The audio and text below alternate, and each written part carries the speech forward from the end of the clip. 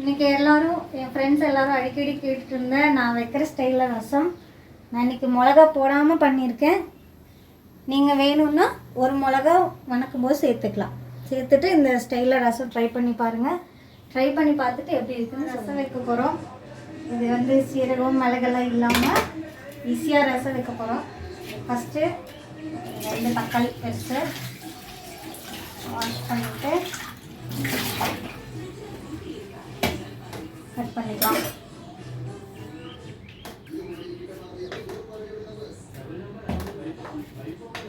பெருசாகவே போட்டுக்கலாம், வேக வைக்கிறது தான்.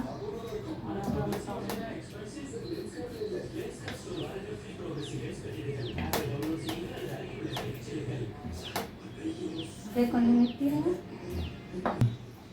தக்காளி வெட்டினதுக்கப்புறம் கொஞ்சமாக புளி சேர்த்திட்டு ஒரு சொம்பு தண்ணி ஃபுல்லாக ஊற்றிடலாம். அப்படியே வேக வச்சுக்கலாம். ஒரு 10 நிமிஷம் வேகட்டும். ஓகே, நிறுத்திடுங்க. இப்போ தக்காளி இந்த அளவுக்கு வெந்துருச்சு. நல்லா தோலெல்லாம் உறிஞ்சி வர அளவுக்கு வெந்ததுக்கப்புறம் ஆஃப் பண்ணிவிட்டு ஒரு 1/4 மணி நேரம் ஆற வைக்கணும். இது நல்லா ஆறிடுச்சு. எக்ஸ்ட்ராவாக தேவையான அளவு தண்ணி ஊற்றிட்டு நல்லா கரைச்சிக்கணும்.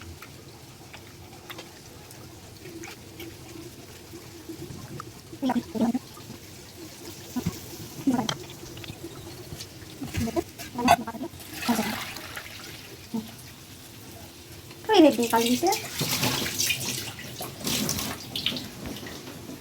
இதே பாத்திரத்தில் ரசத்தை தாளிச்சுக்கணும்.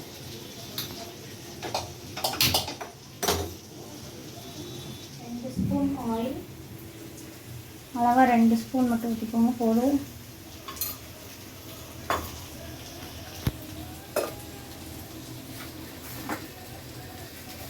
எண்ணெய் காஞ்சதும் லைட்டாக கடுகு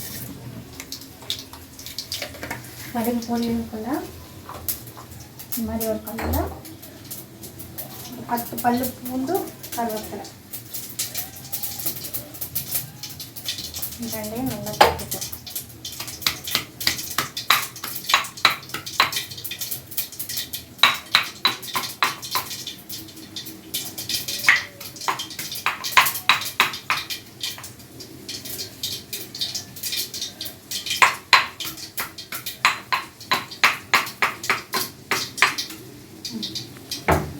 ஓகே,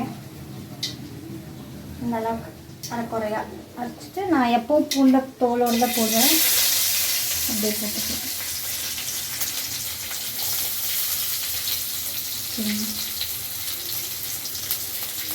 அவ்வளோதான்.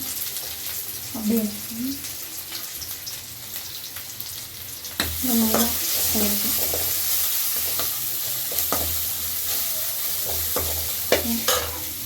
நான் கரைச்சி வச்சுருக்கிறத எடுத்து வைக்கலாம்.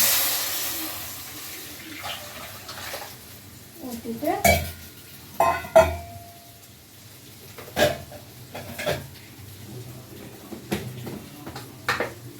தேவையான அளவு உப்பு,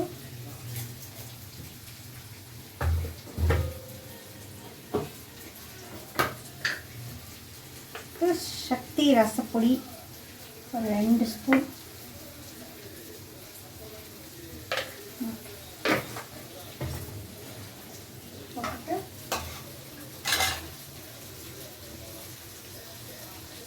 கொஞ்சம் தேங்காய்த்தூள். ஓகே, அவ்வளோதான். நல்லா கிளறிட்டு கொதி வர அளவுக்கு வெயிட் பண்ணணும். இங்கே பாருங்கள், ரசம் கொதிக்கிற ஸ்டேஜ் வரப்போகுது. கொதிக்கிறதுக்கு முன்னாடியே மல்லித்தழை போட்டு ஆஃப் பண்ணணும். போட்டுதான் ரசம் ரெடி ஆயிடுச்சு. இதில் நான் 2 தக்காளி மட்டும் போட்டிருக்கேன். எக்ஸ்ட்ராவாக வேணும்னாலும் நீங்கள் நிறைய தக்காளி போட்டிங்கன்னா தக்காளி ரசம் நல்லாயிருக்கும். இதே மாதிரி ரசத்தை நீங்களும் ட்ரை பண்ணி பார்த்துட்டு எனக்கு கமெண்டில் சொல்லுங்கள். தேங்க்யூ, பாய்.